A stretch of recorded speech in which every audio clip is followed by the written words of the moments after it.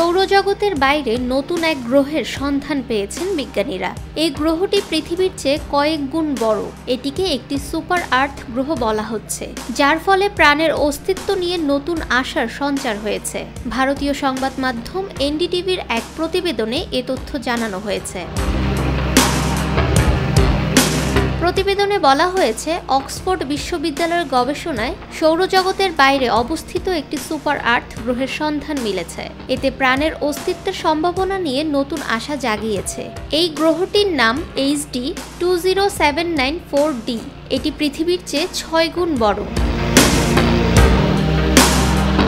বিজ্ঞানীদের ধারণা, গ্রহটির পৃষ্ঠে তরল পানির অস্তিত্ব থাকতে পারে। এটি পৃথিবী থেকে মাত্র 20 আলোকবর্ষ দূরে অবস্থিত এবং সূর্যের মতো একটি নক্ষত্রের বসবাসযোগ্য অঞ্চলে পরিক্রমণ করছে।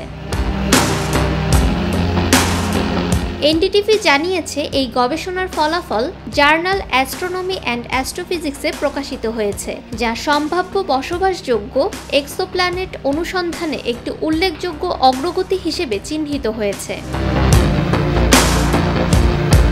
ফাহমিদা বিনতে আনোয়ার, নিরপেক্ষ নিউজ ডেস্ক।